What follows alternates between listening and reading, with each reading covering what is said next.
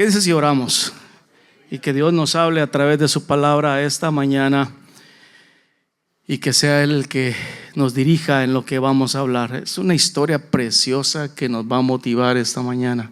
Nuestro buen Dios y Padre, te agradezco por tus sorpresas. No es en nuestro tiempo, sino en tu tiempo, Señor. Gracias. Te mereces toda la gloria y toda la honra por los siglos de los siglos, Señor. Que hables a través de tu siervo que trae tu palabra esta mañana. En el nombre de Cristo Jesús. Amén. Dele una ofrenda de palmas al Rey de Reyes. Es una gran bendición. Hoy vamos a aprender una historia real, una historia verídica, una historia que está en la palabra de Dios, una historia que nos enseña mucho y que a través de su historia nos deja mucha enseñanza. Quiero que todos busquen a un libro pequeñito. Es uno de los 2 libros que tiene el libro de mujer, llamado Ruth. Ese, si no lo encuentran, está después de Génesis y antes de Apocalipsis. ¿Está bien?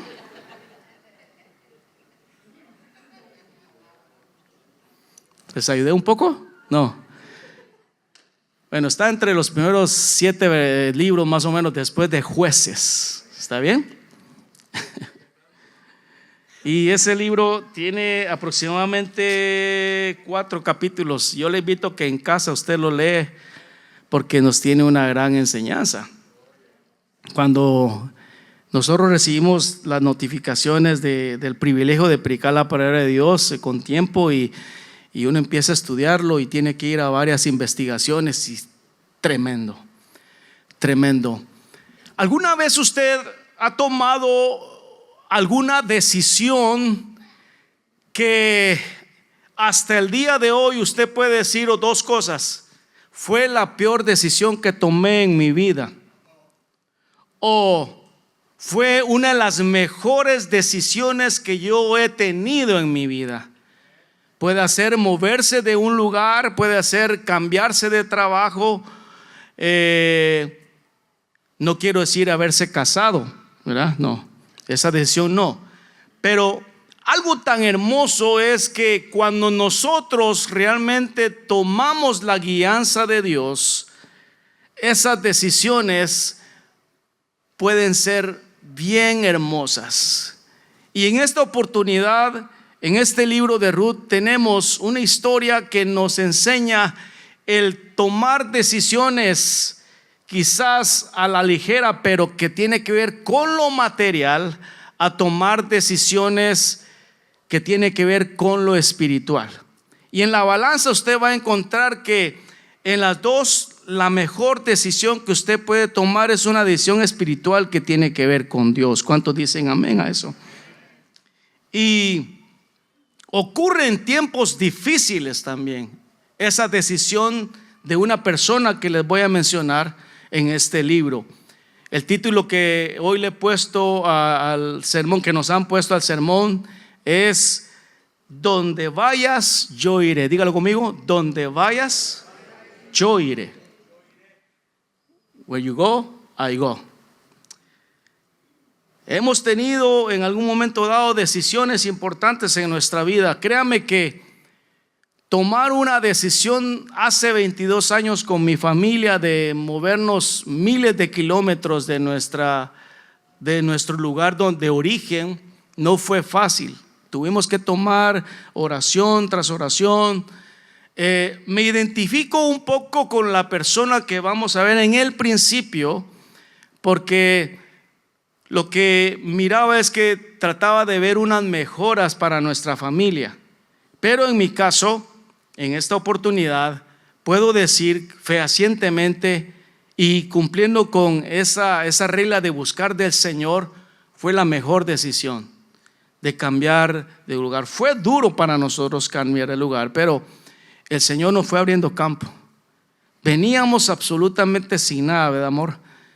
Y Dios de un día para otro en una iglesia donde estábamos sirviendo nos proveyó de todo absolutamente.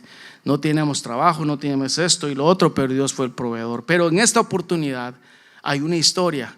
Vea el capítulo 1 de Ruth, cómo comienza con una escasez.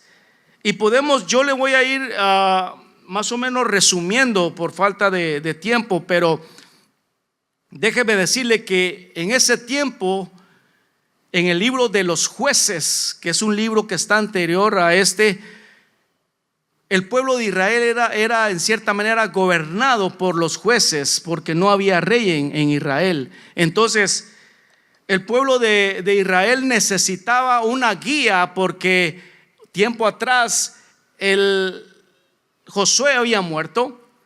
Y si ustedes recordarán, Josué, el sucesor de Moisés, era el que había llevado al pueblo de Israel a la tierra prometida. En ese tiempo de los jueces, surge esa historia de Ruth, que su autor todavía es desconocido. Algunos dicen que probablemente el que lo haya escrito por las escrituras que tiene en el último capítulo es Samuel. Usted se recuerda, Samuel es el que fue pedido de Ana para ungir al rey David, pero ahí todavía no había nacido ni Samuel ni tampoco el rey David. Entonces, en el primer versículo habla acerca de la gobernatura y guianza de los jueces al pueblo de Israel, porque sabe una cosa, al fallecer Josué, vino una idolatría para el pueblo de Israel. Ellos se fueron tras los dioses. Entonces, esa hambruna que están padeciendo ahora en este capítulo, en el primer versículos, probablemente, dicen los escritores, que vino por algún juicio de Dios. Entonces sale a relucir una familia que se compone con papá, mamá y 2 hijos. Como algo regular que ocurre quizás en la escasez de la hambruna, este papá decide de moverse de la ciudad, y la ciudad se llamaba Belén. Ahora, cuando le hablo de Belén, usted se transporta totalmente a la historia y dice: Belén, me suena que ahí nació alguien. ¿Quién nació ahí en Belén? Nuestro Señor Jesucristo. Pero esto ocurre más o menos 1400 años antes de Cristo. Es esta ciudad. La hambruna que viene aparte de esta tierra. Entonces, cuando investigo yo la palabra Belén, que se compone de 2 sílabas, a los que les gusta anotar, se compone de Bet, que significa casa, Lehem, que significa pan. Entonces usted dice, casa de pan. Era una ciudad que proveía. También conocida como Efrata. ¿Han escuchado esa palabra de Efrata? Efrata significa fructífera. Wait a minute. Pero si ese nombre de Belén, que es donde está pasando la hambruna, ocurre esto, ¿qué fue lo que estaba sucediendo que motivó a este personaje que vamos a leerle un momento, que se moviera del lugar? Él era judío y él, juntamente con su esposa, habían visto las grandezas de Dios, los milagros probablemente que había pasado. Tal vez fue parte de la generación de Josué y estaban ahí viviendo cuando ocurre esta escasez.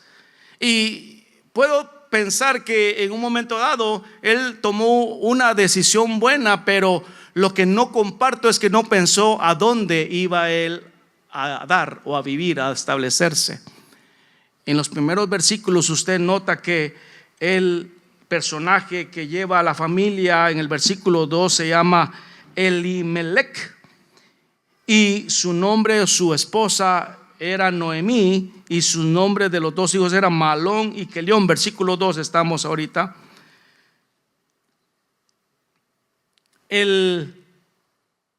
La traducción del nombre de Elimelech es Dios es mi rey, y el de Noemí es placentera.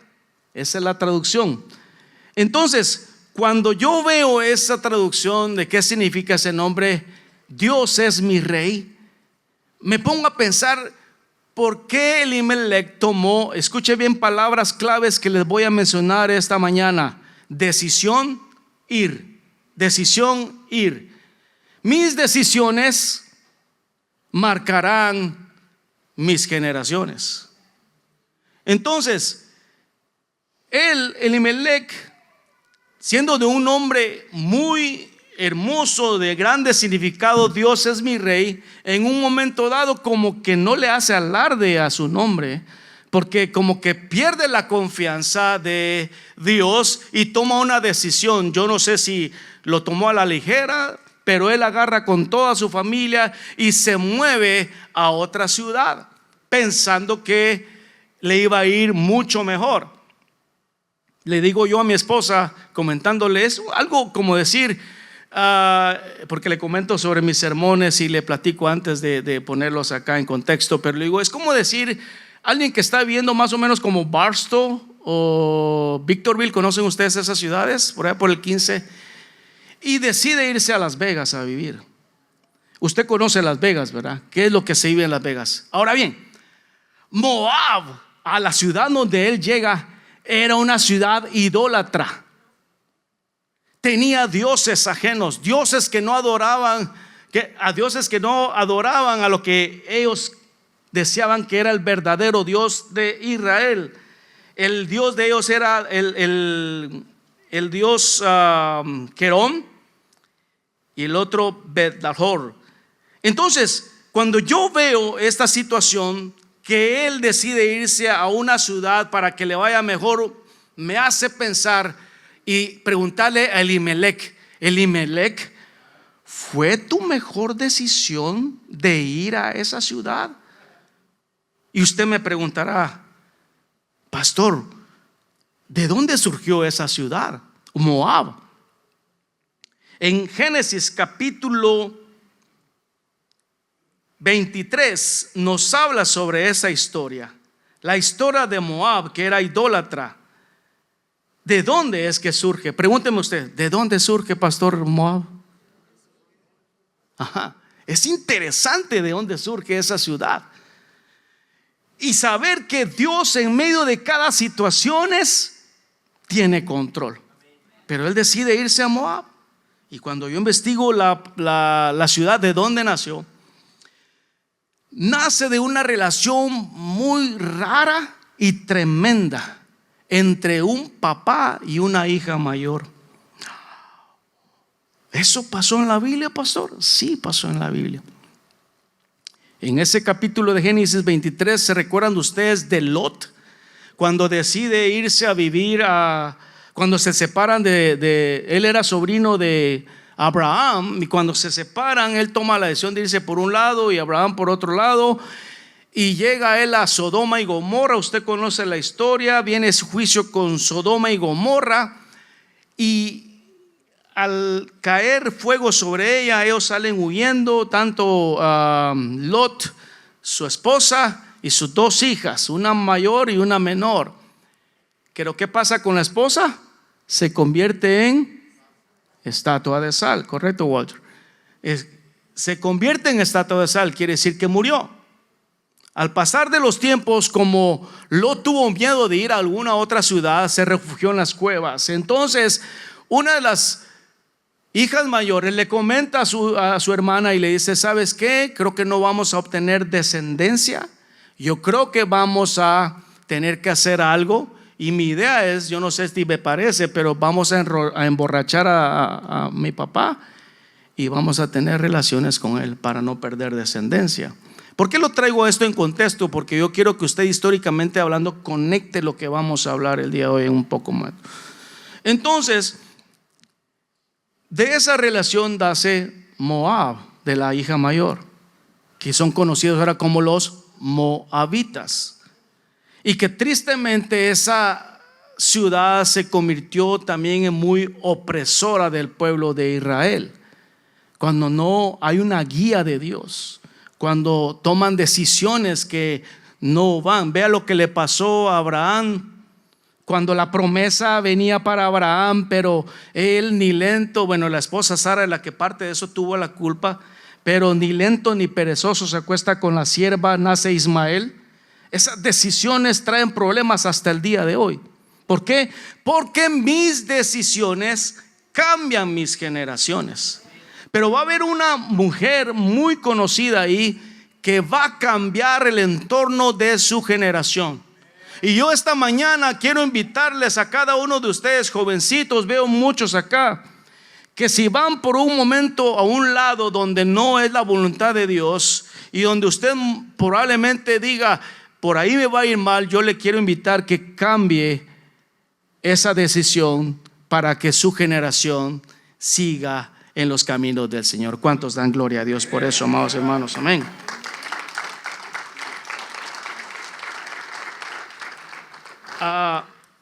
Pero ocurre algo. Dice que el hombre llegó a la ciudad, empezaron ahí en los campos de Moab, en cada de los campos había siembras y se quedaron ahí, versículo 2. Pero algo ocurre tristemente en esta historia. Dice que murió Elimelech, marido de Noemí, y quedó ella con sus 2 hijos. Pareciera que todavía en esa parte, aunque el esposo muere, hay tristeza y hay agonía. Quedan sus 2 hijos que pueden ser los que puedan rescatarla a ella para seguir adelante. Pero lo peor de todo es que ellos también mueren en un momento dado. Pero ellos en el versículo 4 cometen algo que a Dios no le gusta. Dice ahí en el versículo 4, los cuales tomaron para sí mujeres moabitas. El nombre de una era Orfa y el nombre de la otra era Ruth. Y habitaron ahí por ¿cuántos años? Dice ahí 10 años. Ahora bien, usted dirá, pastor, ¿pero qué tiene de malo? Pues se casaron, está bien. Pero eso era algo que Dios les había prohibido tiempo atrás al pueblo de Israel. ¿Dónde lo vemos esto? En Deuteronomio capítulo 23, versículos 3 y 4, donde dice: no entrará amonita ni moabita en la congregación de Jehová, ni hasta la 10ª generación de ellos no entrarán en la congregación de Jehová para siempre, por cuanto no os salieron a recibir con pan y agua al camino cuando salisteis de Egipto, y porque alquilaron contra ti, ¿se acuerda de esa historia? A Balaán, hijo de Beor, de Petor, de Mesopotamia, para maldecirte. ¿Se acuerdan de esa historia cuando habla el burro? ¿Sí? Es esa historia. Entonces, los hijos mueren y Noemí y sus dos nueras Ruth y Orfa quedan viudas. Algunos piensan que esa sentencia y justicia vino de parte de Dios para ellos. Ahora, en aquel tiempo, mis amados hermanos, una mujer que se quedaba viuda era terrible, porque en cierta manera ella tenía que se convertía en una mujer pobre en cierta manera, porque ya no tenía quien le proveyera.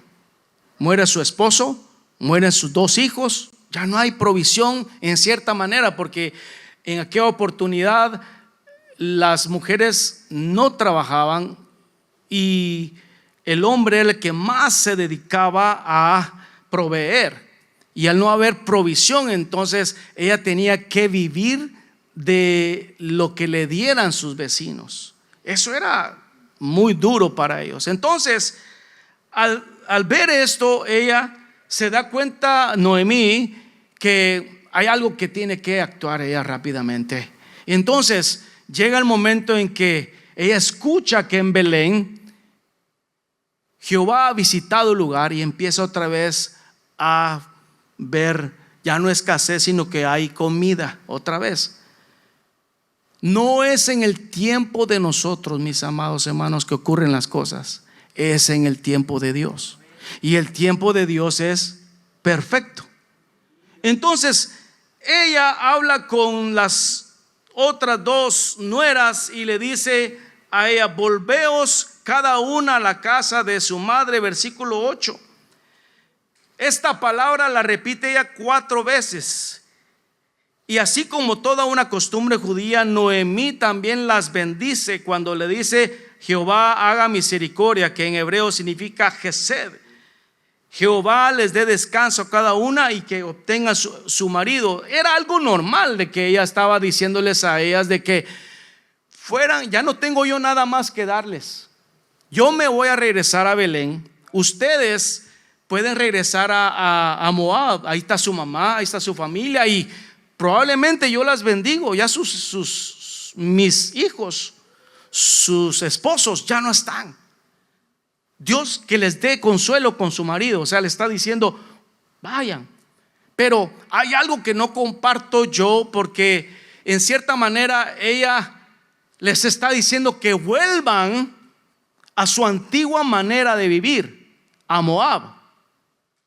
Yo me imagino que Noemí, en el transcurso que ella convivió con Ruth y con Orfa, fueron momentos tan especiales que ellos fueron escuchando y conociendo el Dios que ella servía, al Dios que ella hablaba, los milagros que Dios había hecho, porque era una ciudad idólatra la de Moab, pero ella los estaba invitando que vayan de regreso para su lugar de origen.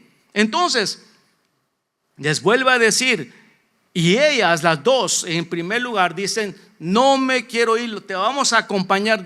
Las dos en un primer lugar le dicen: quiero irme contigo, yo también quiero irme contigo. Pero ellas le vuelve a decir: pero ¿por qué se van a ir conmigo? Si aunque yo me acostara hoy con alguien y naciera un hijo, le dice, usted continúa leyendo en su Biblia, dice que aunque creciera mi hijo, ya ustedes ya no van a poder estar con ellos, no los van a esperar. Entonces Orfa, al escuchar ya eso, entonces dice, pensándolo bien, pienso que voy a cambiar de opinión y me voy a regresar a Moab. Típico el de pensar materialísticamente para lograr tener un futuro mejor. Porque ya cuando ella les dijo, voy a regresar allá a Belén donde está la provisión, pensó, vamos, y allá voy a obtener provisión. Pero cuando ella le dijo, no tienen nada, yo no sé si allá la van a tomar como, acuérdense de la regla que tenían los judíos, no podían casarse con moabitas. Y si llegaban los moabitas, estas dos, probablemente no obtendrían esposo. Pero entonces Orfa piensa y se regresa. Es más, todavía en el versículo 12 y 13 del mismo capítulo 1 dice, ciertamente las dos deciden irse con ella, pero Orfa regresa, como les acabo de decir. Y en el versículo 15 es algo que ustedes quiero que obtengan ahí. Dice, tu cuñada ha vuelto a su pueblo y a sus dioses. Vuélvete tú. Mire qué consejo el que le da a Ruth. Vuélvete tú. O sea, le está invitando a que regrese. Y le dice, ¿se puede imaginar a una suegra enviando a sus nueras de regreso a sus ídolos? A ver, ¿cuántas suegras hay aquí? Levanten la mano. Oh, hay bastantes. Bájela. Ahora, ¿cuántas nueras hay aquí? Pero no puedo decir nuera, que no era, ¿verdad? ¿Cuántas nueras? Levanten la mano. Ah, perfecto, allá hay una. ¿Y cómo ha sido la relación con su suegra? ¿Bonita? ¿Sí? Que viva bien, pero no que viva bien lejos, ¿verdad? No, okay. Aquí había una buena relación entre ellas, pero este consejo yo me le puse atención, dije, qué tremendo que le haya dicho a Ruth. Pero el punto central del mensaje viene ahorita. Y yo le digo a usted, las buenas decisiones traen buenas bendiciones. Ruth toma una decisión que le cambiaría el resto de la vida. Diga conmigo, resto de la vida. Quizá las cosas habían pasado muy mal en el transcurso. Ella se casa con su esposo que muere al fin. Todavía recibe un poco de rechazo de parte de su suegra, no porque fuera mala en cierta manera, pero esa parte de decirle, regrésate tú allá otra vez, allá con los dioses, no fue muy mal, no fue muy bien visto. Y le dice a ella eso y ella toma una determinación. Ella no está interesada en lo material, sino en lo espiritual. A diferencia de Orfa, que regresó a su antigua vida religiosa y pagana con los dioses, en este versículo uno de los puntos centrales de esta palabra es que ella, Ruth, en el versículo 16 y 18 le dice lo siguiente: respondiendo Ruth, y yo quiero que usted lo lea conmigo: no me ruegues que te deje, me aparte de ti, porque a donde quiera que tú fueras, iré yo, y donde quiera que vivieres, viviré yo. Tu pueblo será mi pueblo, y tu Dios será mi Dios. Donde tú murieres, moriré yo, y ahí seré sepultada. Así me haga Jehová, aún me añada, que solo la muerte hará separación entre las dos. Y punto, ya no se hable más. Ella tomó la decisión de ser fiel. No me ruegues que te deje y me aparte de ti. Ella tomó la decisión de ser leal. Donde quiera que tú fueres, iré yo, y donde quiera que vivieres, viviré yo. Ella no le importaba lo que se iba a encontrar allá. No conocía nada de Belén, más que solo lo que más o menos Noemí le había contado. Y por último, que es lo más importante también, es la disposición de conocer. ¿Qué quería conocer ella? Bueno, cuando dice ella: tu pueblo será mi pueblo y tu Dios será mi Dios. Gloria sea al Rey de Reyes y Señor de Señores. Todo aquel que quiera conocer al pueblo cristiano, mis amados hermanos, es una gran bendición. Yo, aunque crecí en un hogar cristiano, llegué a los pies del Señor más o menos a la edad de 15 años, recibiéndole en un campamento. Y por eso motivo a todos los papás: lleven a sus hijos a los campamentos cristianos. Ahí hay una gran bendición para que encuentren el camino del Señor. Entonces, esas bendiciones traen esas buenas decisiones traen buenas bendiciones. Ahora usted se preguntará: en todo el proyecto, en todo ese trayecto de la historia, Ruth, ¿cuáles son estas bendiciones que encontró Ruth al decidir irse con Noemí a Belén? Escuche bien estas palabras: decidir ir. Repítalo: decidir ir. Decidir ir. Yo decido lo que yo quiero en mi vida, para bien o para mal. Ella decidió la mejor parte. Y entonces, cuando yo analizo, tuve que leer varias veces este capítulo y encontrar riqueza, tesoro en esta palabra de Dios que me indicara cuáles son estas bendiciones que encontró Ruth, la moabita. Quizás por el lado sentenciado de parte de Dios, en cierta manera, dijera ella: no tengo nada. Pero sabía Dios que esa decisión de mantenerse fiel, esa decisión de mantenerse leal, esa decisión de querer conocer más del Dios que tenía Noemí, la iba a traer grandes bendiciones, que iba a cambiar toda una generación tremenda. Gloria a Dios. Una de las primeras bendiciones que yo encontré es una promesa de parte de Dios. Si le gusta anotar ahí, una promesa de parte de Dios. ¿Y dónde la encontramos? Vea el capítulo 2, versículo 2. Llega Noemí con Ruth, pero en el camino, llegando un poco antes, las personas, porque era un pueblo pequeñito, las personas que habían ahí la empiezan a observar de lejos y ven que es Noemí con Ruth la moabita, y se entristecen y se acongojan porque la ven llegar sola. Ellos ya conocen parte de lo que le había acontecido. Y entonces Noemí, en una forma negativa, recuerde cuál es el significado de Noemí: placentera. O sea que que todo le causaba gozo, placer, en el sentido por el buen sentido de la palabra. Pero cuando va llegando ella al pueblo, ella les dice: ya no me llamen Noemí, llámeme Mara, que traducido es amargura. Pero ella tuvo la decisión de irse con su esposo al lugar de Moab, donde pasó todo. Entonces ella llega con una actitud negativa, aunque está regresando al Dios Todopoderoso. Lo que sucede con muchas personas cuando vienen a los pies del Señor, a pesar de los milagros, los cuidados, ella había quedado viva todavía, mis amados hermanos, con una nueva oportunidad. Yo sé que después ella se da cuenta de lo que Dios hace con Ruth, pero llega con una actitud negativa.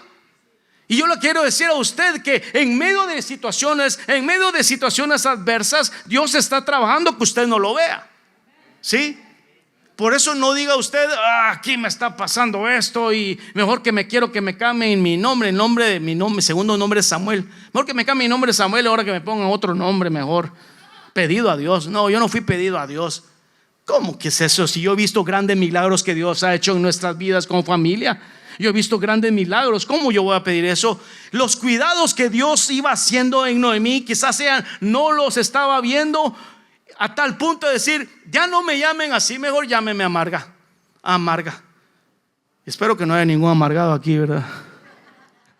Todos los que están acá son felices. Los veo aquí, las caras de felicidad, sonrientes. ¿Verdad que somos bendecidos por parte de Dios?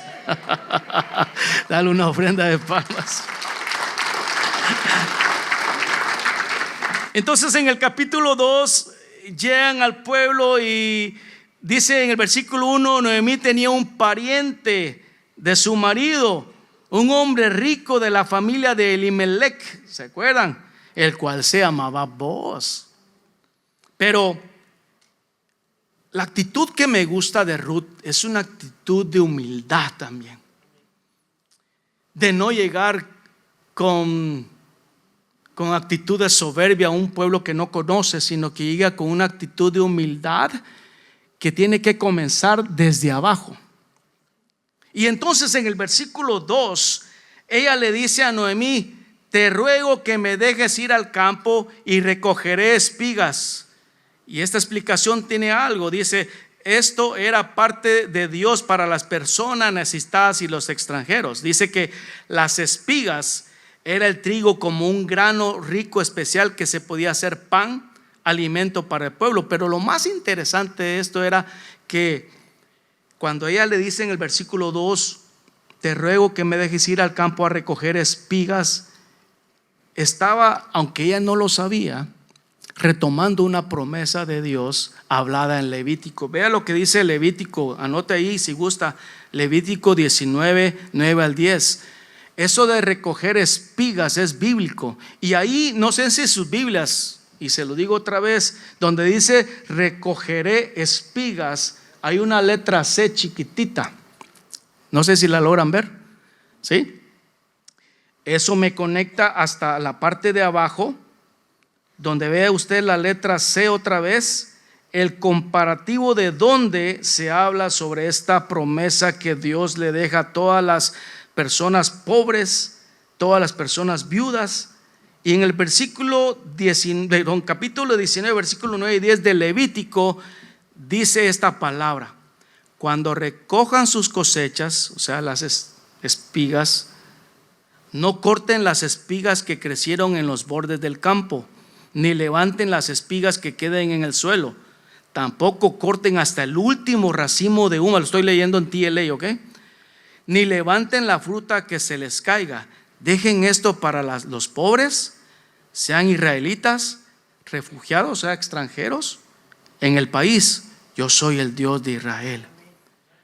Entonces ella, con la necesidad de que hubiera provisión para tanto Noemí como a Ruth, ella y dice: voy a ir a recoger espigas al campo para traerle a la familia, en este caso Noemí.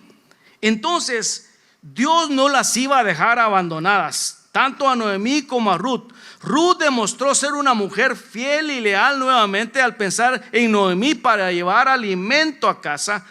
No fue ociosa esperando que Noemí fuera la que llevara el alimento. Ella tomó la decisión de ir. Otra vez, palabra clave, decisión de ir. Versículo 7, era una mujer esmerada y trabajadora, porque ahí en este capítulo aparece Booz. Ruth, sin saber que los campos que ella estaba recogiendo, porque esto es lo que sucedía cuando estaban los siervos del dueño del campo, estaban sembrando, estaban cosechando, estaban agarrando. Dice que no tenían que ir hasta las esquinas, sino que dejaban un pedacito para que la gente pobre, la gente que era viuda, la gente que era extranjera, tuviera la oportunidad de ir a recogerlo y tuviera alimento en casa. ¿Sí? Entonces aparece ahí en este capítulo Booz, el que es familiar de Elimelech, y pregunta: ¿quién es esta jovencita? Pero no con interés todavía, porque él no la conoce, es extranjera. Y en el versículo 7 algo muy interesante. En el capítulo 2 dice el versículo 6: y el criado mayordomo de los segadores respondió y dijo: es la joven moabita que volvió con Noemí de los campos de Moab. Ya la conocían. Y ha dicho: te ruego que me dejes recoger y juntar tras los segadores entre las gavillas. Entró pues y está desde por la mañana hasta ahora sin descansar, y aún por un momento. Era una mujer trabajadora, era una mujer esmerada, era no una mujer que se levantaba a las 9, 10 de la mañana. Aquí no hay, ¿verdad? No. Era una mujer trabajadora que dijo: voy a ir a recoger ahí, se estaba notando ella. Y hermanos, sin conocer lo que iba a pasar en su vida, ella estaba tomando la determinación de una promesa de Dios. Entonces las decisiones que usted y yo tomemos hoy nos marcarán para el resto de la vida. Y lo voy a estar diciendo constantemente para que usted entienda que lo que probablemente usted se está viviendo el día de hoy mal, se puede decir, fue una decisión que usted tomó, pero todos tenemos una nueva oportunidad de decidir otra vez, para que en mi generación otra vez, hermanos, tenga un nuevo porvenir en los caminos de Dios. Otra de las bendiciones que encontró Ruth al decidir irse con Noemí a Belén fue gracia y cobertura. Vea el versículo 5. Cuando Booz preguntó quién era ella, a sus criados le dicen quién era. La acabo de leer. Él tomó la decisión de invitarla, que ya no fuera a otro campo, sino que se quedara ahí. De parte de él, la tomó como en cierta manera, como hija. La cubrió y le aconsejó: ¿sabes qué, hija? No te vayas a otro lado, quédate aquí conmigo, yo te voy a sustentar. También dice: he mandado a los criados que no te molesten. También protección. Vea todas las bendiciones que está empezando a recibir Ruth por haber decidido ir. ¿Sí? Otro dice: bebe del agua de las vasijas, provisión. Versículo 9: mira bien el campo que sigas y síguelas, porque yo he mandado a los criados que no te molesten, y cuando tengas sed, ve a las vasijas y bebe el agua que sacan los criados. Ella no había tomado en un principio agua ni había descansado. Recuerden eso, lo que le acabo de decir. Entonces ella encuentra una cobertura y gracia. ¿Por qué gracia, mis amados hermanos? Vea el versículo 10. Cuando ella escucha lo que le dice Booz, ella entonces dice que bajó su rostro y como una sierva se inclina a tierra y le dice: ¿por qué he hallado gracia en tus ojos para que me reconozcas siendo yo extranjera? Ella lo sabe.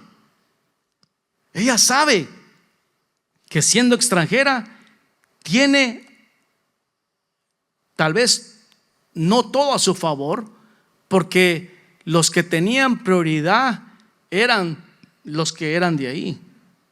Pero ella, siendo extranjera, tenía ella la oportunidad de recoger y encuentra gracia. Y sabe una cosa, mis amados hermanos, no solamente eso, sino que cuando ella le dice eso, es porque, quiero decirle esta parte: nuestro testimonio habla por sí solos.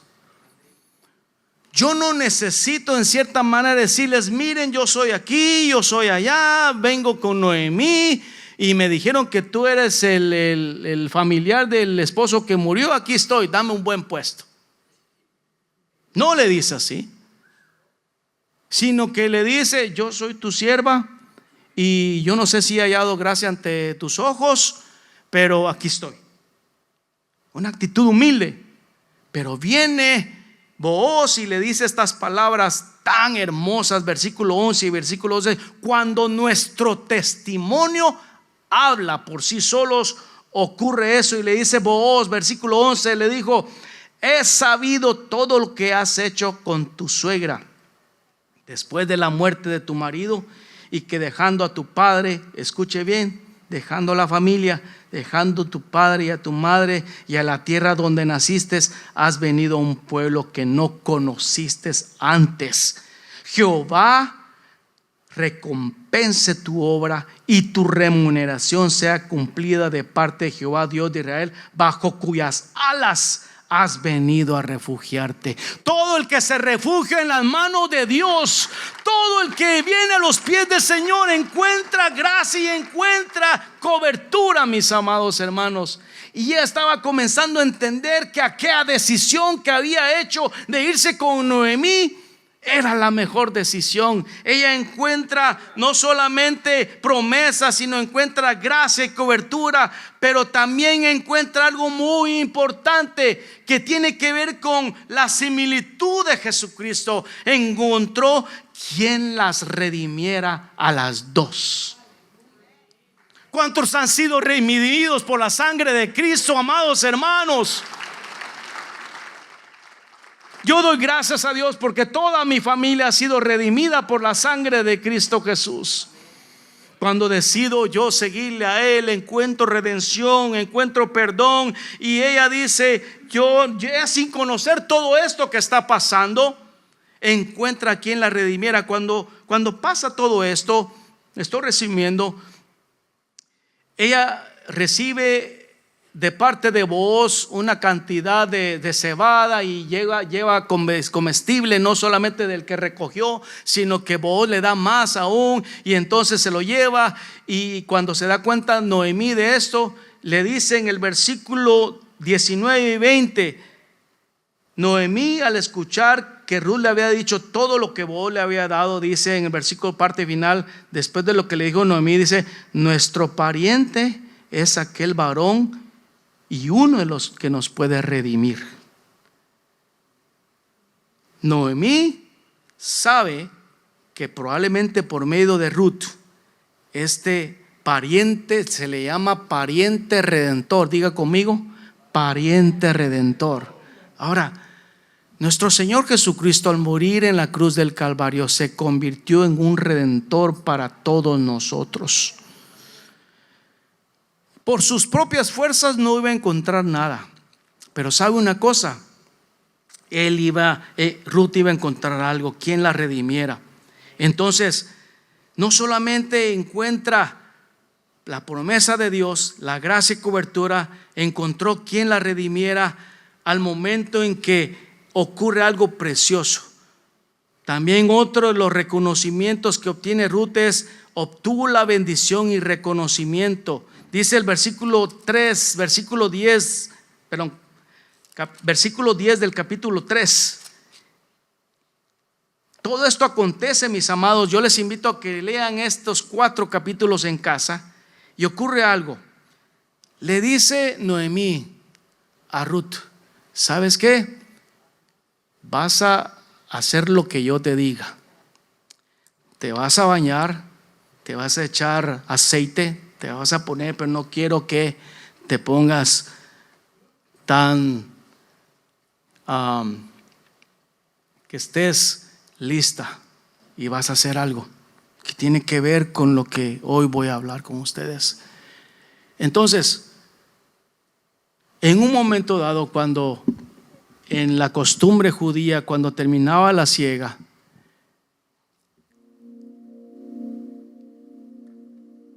el campo y todo lo que cosechaban tenía que ser resguardado para que no se lo robaran. Y Booz tenía que cuidar juntamente con sus criados. Y le dice Noemí: acuéstate a los pies de Booz y le destapas su pie. Esa es otra historia que quiero contarles después, pero tiene un gran significado. Entonces ella obedece, y cuando obedece le dice en el versículo 10: Booz, bendita seas tú de Jehová, hija mía, has hecho mejor tu postrera bondad que la primera, no yendo en busca de jóvenes, sean pobres o ricos, porque lo que estaba ella buscando era cobertura de esposo sobre ella. Booz sabe que él la puede redimir. Y al terminar con esto, en los versículos siguientes, la última bendición que ella encontró por decidir ir, por decirle a Noemí: donde tú vayas yo iré. Y amados hermanos, el mejor camino que nosotros podemos escoger es ir a los pies de Dios. La promesa más grande que ella obtuvo es que sus generaciones fueron cambiadas completamente. En el resumen de la historia, Booz entiende que él es el pariente redentor. Ocurren varias situaciones todavía, pero hay algo que me llamó mucho la atención, y con eso estoy terminando. Booz tomó a Ruth como mujer. Y usted se preguntará: ella era moabita, pero él era un pariente redentor, para que ella, no solamente a Noemí, sino que también ella, siendo la nuera viuda, obtuviera redención. Su generación cambió por completo. ¿Por qué razón, pastor?, me dirá. Mis decisiones cambian mis generaciones. Ahora, vea los versículos últimos del capítulo 4.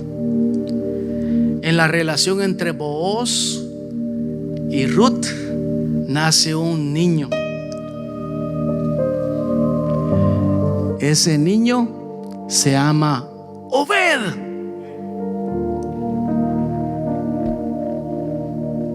Y usted mira, ¿quién es Obed?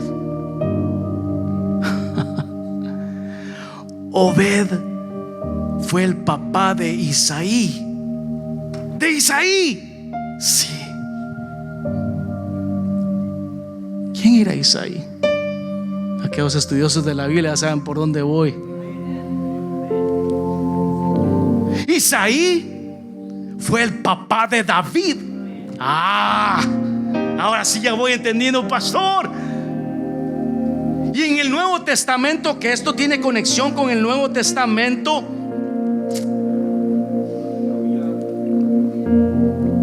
¿se acuerdan a quién le decían? Jesús, hijo de ten misericordia. Si usted ve Mateo capítulo 1, ahí está establecido esta relación que dice: de Booz, por medio de Ruth, nació Obed, abuelo de David. Y ahí está toda la generación que llega hasta José, papá de Jesús. Mire qué lindo es nuestro Dios cuando Él toma el control de nuestras vidas, cuando decimos sí, cuando yo deseo ir, pero ir por los caminos correctos, por ir el camino bueno, por escoger a Dios como mi Padre Celestial. Mi Dios será tu Dios. Yo quiero que tu Dios sea mi Dios también.